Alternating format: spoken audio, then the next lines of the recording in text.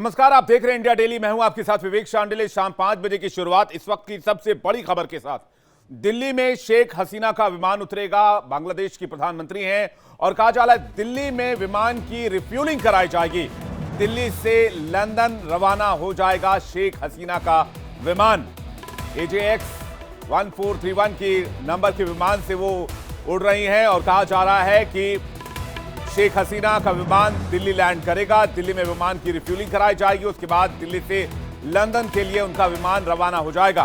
बड़ी खबर आपको बता दें, बड़ी संख्या में प्रदर्शनकारियों के प्रधानमंत्री आवास में घुसने से बांग्लादेश में माहौल अराजक हुआ। उसके बाद आनन फानन में सेना के जवानों ने, जो तस्वीर आप देख रहे हैं शेख हसीना की देख रहे हैं, MI-17 हेलीकॉप्टर से सबसे पहले शेख हसीना को वहां से निकाला गया। उसके बाद उन्हें विमान में रवाना किया गया और विमान दिल्ली पहुंच रहा है, जो थोड़ी देर में दिल्ली उतरेगा।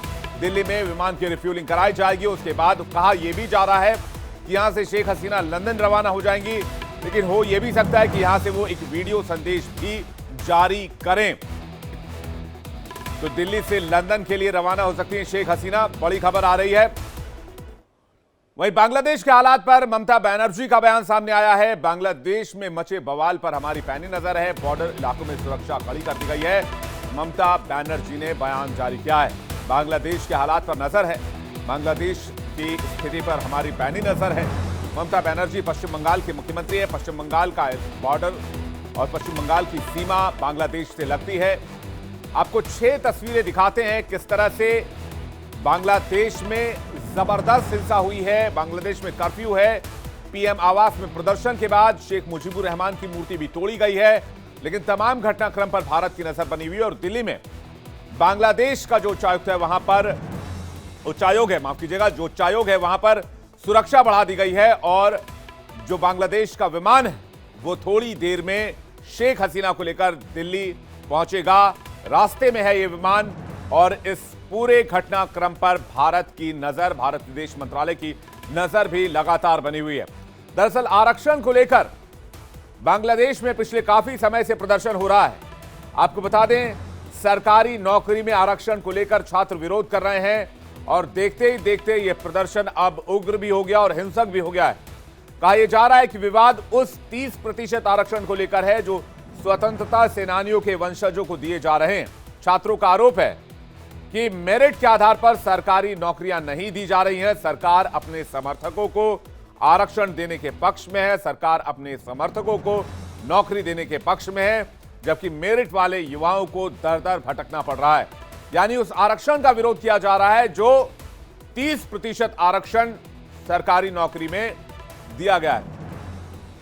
तो शेख हसीना का विमान कहां तक पहुंच गया है, लाइव ट्रैकिंग कहां पर है, अभी विमान कहां तक पहुंच चुका है, न्यूज रूम चल रहे हैं। अंजनी हमारे साथ जुड़े हैं, हमारे सहयोगी, वो बताएंगे आपको लाइव रिपोर्ट विमान को लेकर, शेख हसीना के विमान को अभी तक उनको लेकर अपडेट क्या। Anjani, over to you.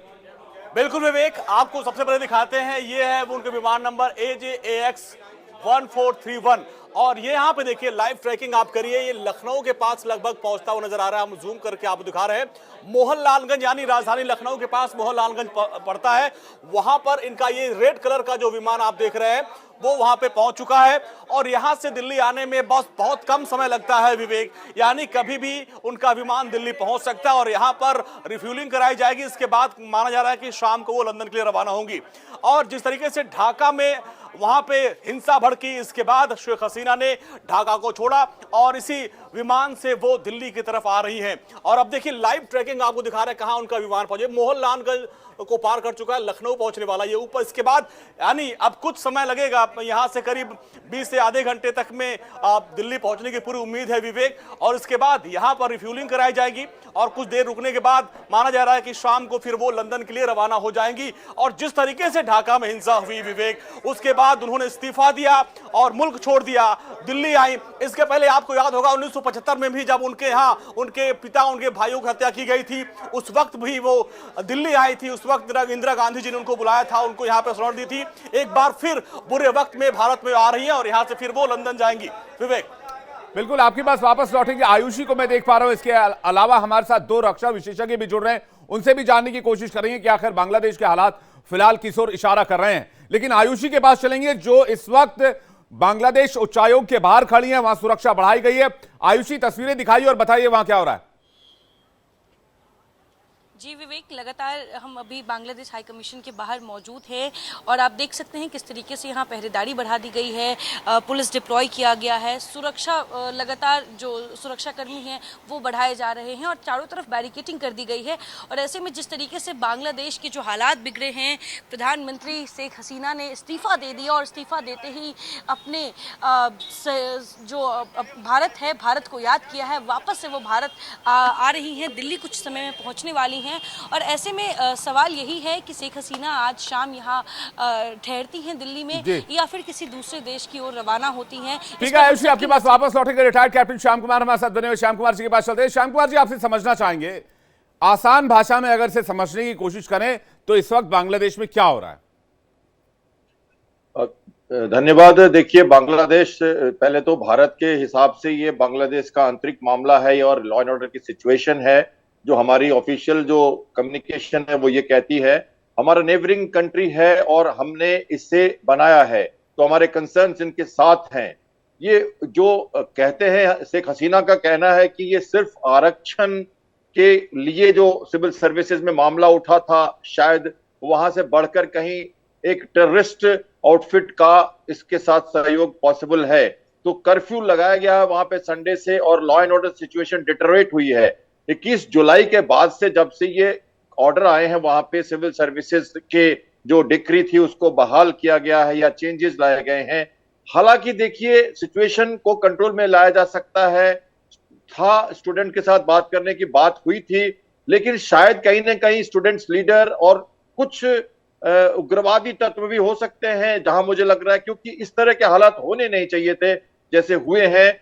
जबकि आप देखें तो फैक्ट ये है कि 93% जो अब सिविल सर्विसेज में जो कोटा है वो मेरिट बेस्ड कर दिया गया है।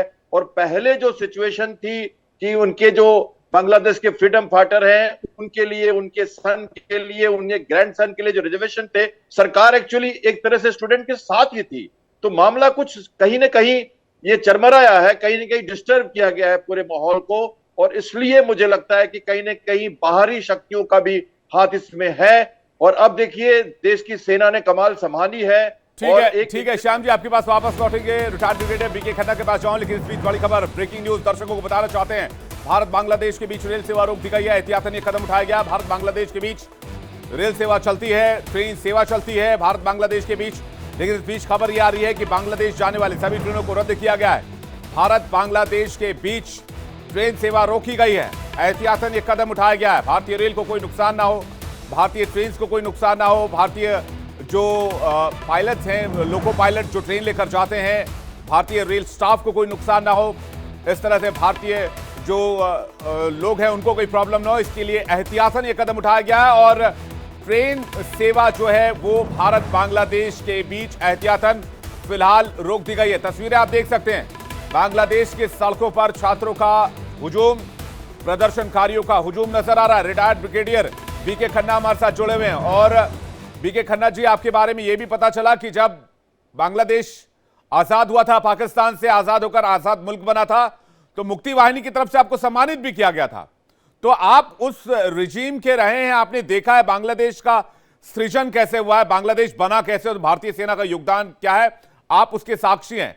आज के हालात को आप कैसे देखेंगे, क्या हो रहा है बांग्लादेश में?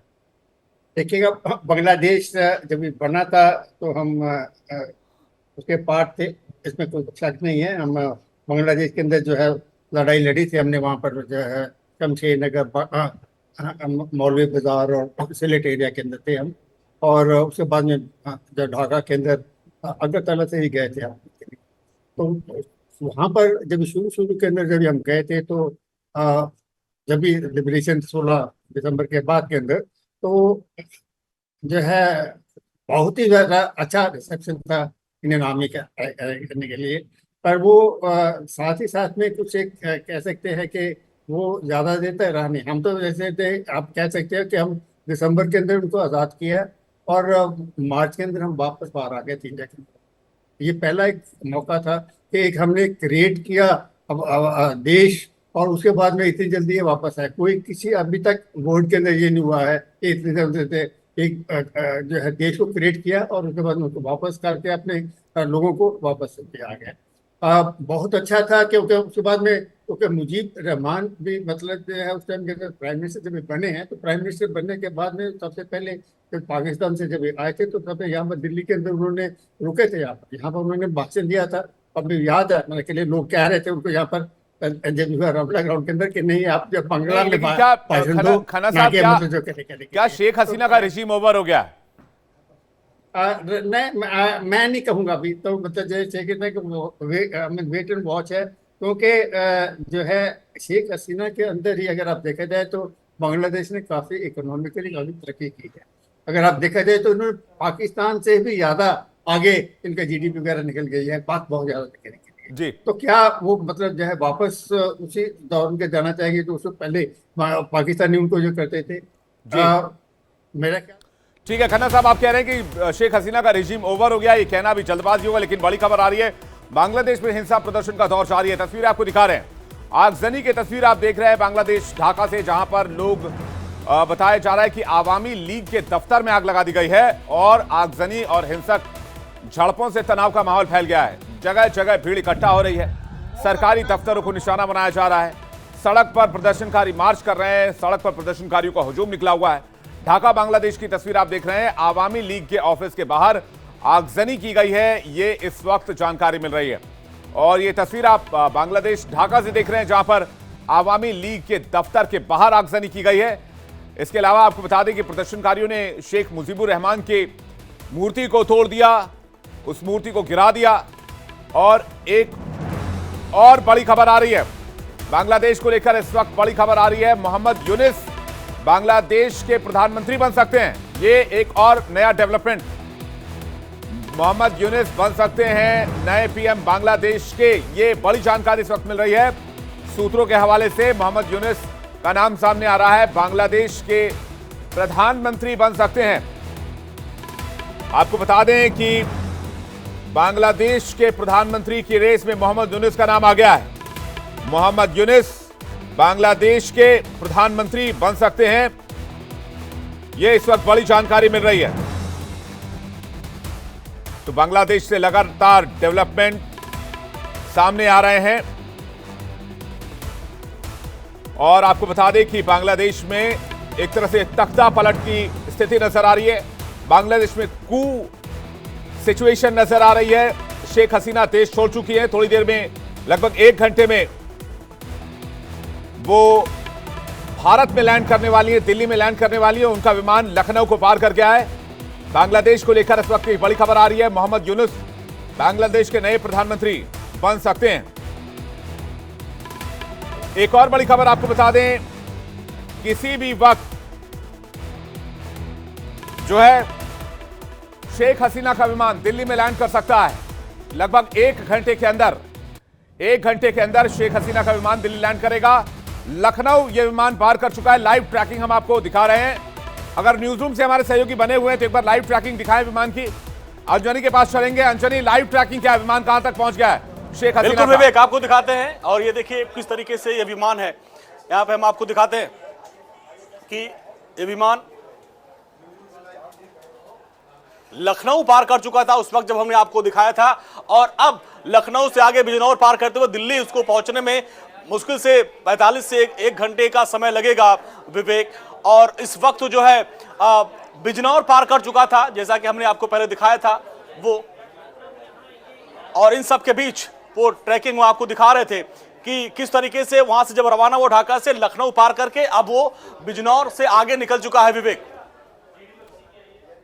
बिल्कुल, ये तस्वीर बता रही है कि थोड़ी देर में विमान लैंड कर जाएगा। और ब्रिगेडियर खन्ना हमारे साथ बने हुए। ब्रिगेडियर खन्ना, आपका जवाब पूरा नहीं हो पाया था, मैं आपके पास आना चाहूंगा। क्या बांग्लादेश में मोहम्मद यूनुस का नाम सामने आ रहा है?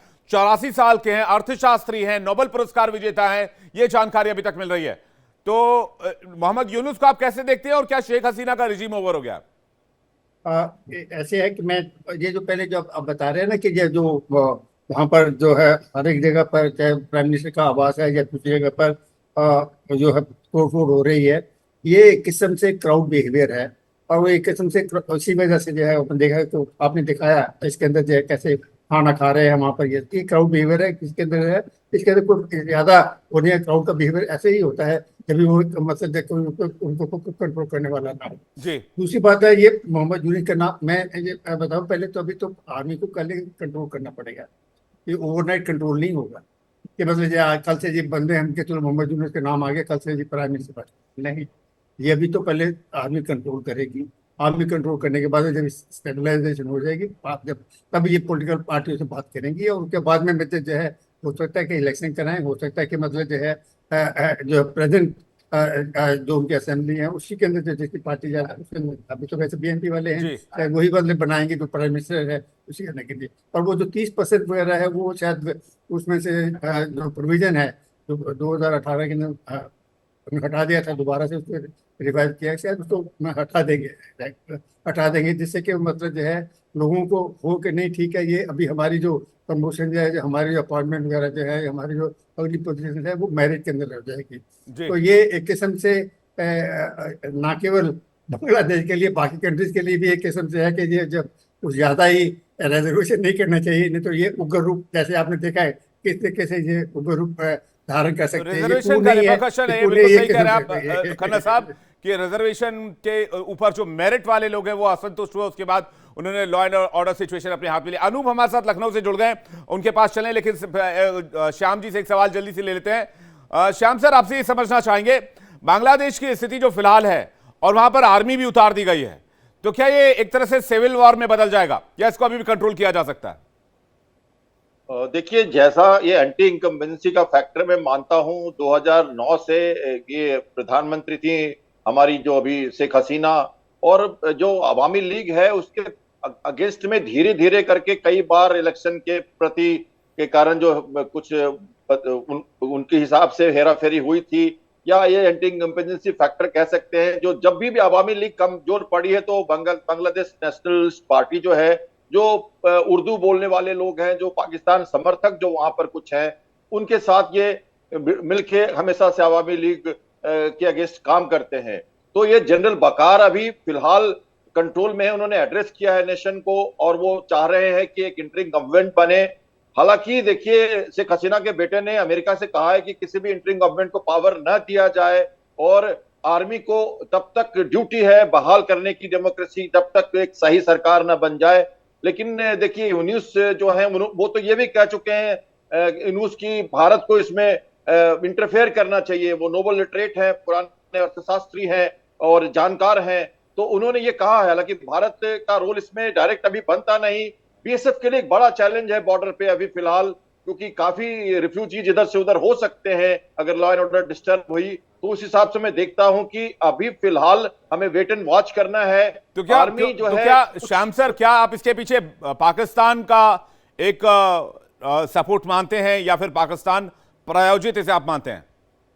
देखिए, मैंने जैसा कहा, अवामी लीग जब भी कमजोर पड़ी है तो ये बांग्लादेश नेशनलिस्ट पार्टी, देखिए जब 47 में जब डिवीजन हुआ था तो बहुत सारे यूपी बिहार से मुस्लिम जाके उधर बस गए थे बांग्लादेश में, और जब 71 में लिबरेट हुआ तो उनको ऐसा लगा कि वो अपने पाकिस्तान से बाहर हो गए। तो ये एक सुलगती अंदर की जो कहते हैं ना सेल्स हैं वहां पे, जो कभी न कभी इसको तवज्जो देते रहती हैं पाकिस्तान समर्थन को। तो ये वो शेख जो उनकी जो जिया है, उनकी जो अवामी नेशनलिस्ट पार्टी के जो लीडर हैं, उनके समर्थन में ये लोग आते रहते हैं। तो ये मौका उन्होंने ढूंढा है। रिजर्वेशन ऐसा कोई मुद्दा ज्यादा दिखता नहीं है, जबकि सुप्रीम कोर्ट और गवर्नमेंट ने उसके अगेंस्ट में अपील भी की थी, तो ये बातचीत से सुलग सकता था। कहीं ना कहीं कुछ न कुछ सुलगाया है किसी ने, और इसमें किसी भी एक्सटर्नल फोर्सेस की संभावना से इनकार नहीं किया जा सकता।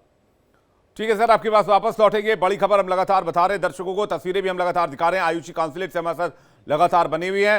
अनूप जी के पास चल रहे हैं जो कि लखनऊ में मौजूद हैं। अनूप, लखनऊ क्रॉस कर चुका है शेख हसीना का विमान थोड़ी देर पहले, लगभग 15 मिनट पहले। कितना वक्त और लगना चाहिए दिल्ली लैंड करने के लिए? देखिए, लखनऊ से दिल्ली की जो फ्लाइट है वो तकरीबन 45 मिनट की होती है। 45 मिनट का समय लगता है, 45 से 50 मिनट का समय है। मेरे ख्याल से लखनऊ से गुजरे उनको लगभग आधा घंटा हो चुका है और अगले 15 से 20 मिनट में वो दिल्ली लैंड कर सकती हैं।